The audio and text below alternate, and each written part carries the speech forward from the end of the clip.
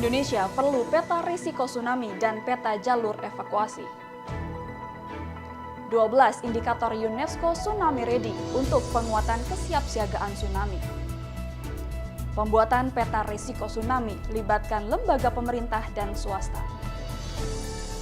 Dan bisa kita melakukan upaya untuk mitigasi tsunami. Jadi nggak hanya sebatas pasrah ya, tentunya kita juga pasrah, tetapi pasrah itu dilakukan setelah kita juga melakukan ikhtiar. Selengkapnya di Brin Daily News bersama saya Loviana Suseno.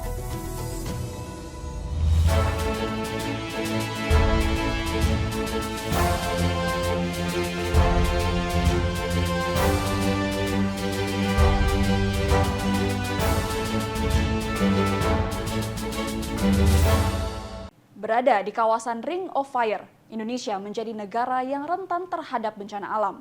Tsunami menjadi bencana alam yang beberapa kali terjadi di Indonesia dan memakan banyak korban jiwa.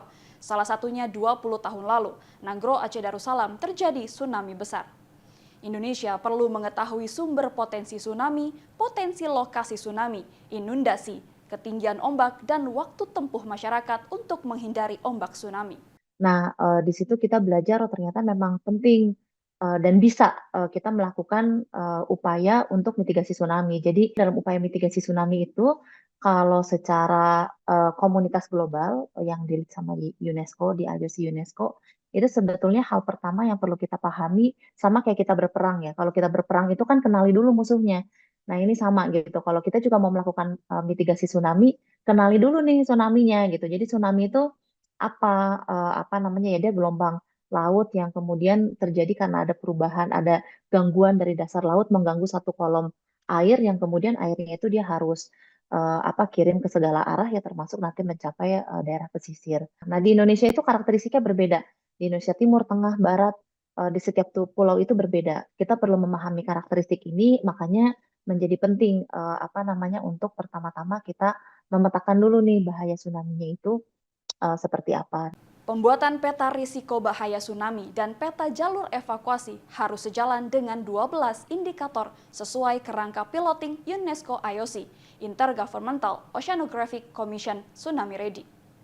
Rahma memaparkan substansi penguatan kesiapsiagaan tsunami terdapat 3 kriteria dengan 12 indikator, meliputi risk assessment yang terdiri dari peta bahaya tsunami secara detail, termasuk perkiraan jumlah penduduk di zona merah, serta penyebaran dan komunikasi pengetahuan kontekstual, layanan pemantauan dan peringatan, response capability, komitmen otoritas dan masyarakat terhadap keberlanjutan sistem peringatan dini. Nah, ada tiga kategori, tiga indikator penilaian dengan 12 parameter. Yang pertama adalah bagaimana kita bisa melakukan assessment bahaya dan risiko tsunami.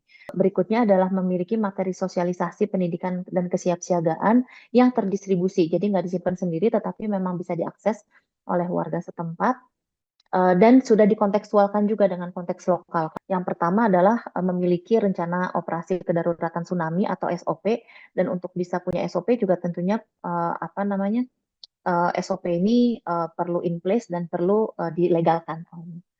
Kemudian yang kedua adalah adanya kapasitas operasional tanggap darurat, dan untuk memiliki kapasitas ini tentunya perlu memiliki tim yang mampu mumpuni untuk melakukan operasional tanggap daruratnya.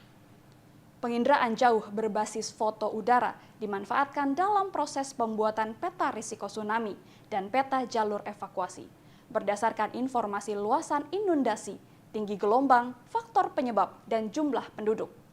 Rahma mengungkapkan pembuatan peta risiko tsunami dan peta jalur evakuasi melibatkan Badan Meteorologi, Klimatologi, dan Geofisika sebagai salah satu mitra utama, Badan Nasional Penanggulangan Bencana, dan Badan Nasional Penanggulangan Bencana Daerah, UNESCO dan mitra internasional, perguruan tinggi di beberapa daerah, serta komunitas lokal turut serta dalam meningkatkan kesiapsiagaan bencana tsunami.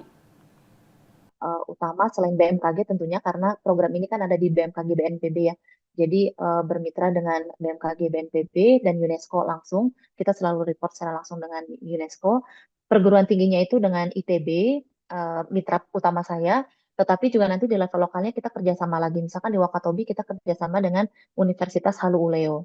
Nah, dengan semua daerah kita kerjasama dengan BPBD-nya juga. Jadi dengan BPBD Kendari, BPBD Bali, dan BPBD Tanjung Vanuatu Badung, BPBD Banten, BPBD Pangandaran, itu BPBD itu pasti kita kerjasama juga. Dan tentunya dengan komunitas. Jadi kalau komunitas yang saya punya itu komunitas We Inspire, komunitas anak muda yang bergerak di kebencanaan dan juga perubahan iklim. Kita juga perlu memahami gimana sistem governance-nya, dan karena kita juga ada deputi kebijakan pembangunan ya. Jadi kita juga melihat dari sisi science policy interface-nya itu seperti apa. Saya, Loviana Suseno, mewakili kru yang bertugas pamit undur diri. Kritis berpikir, kreatif berinovasi.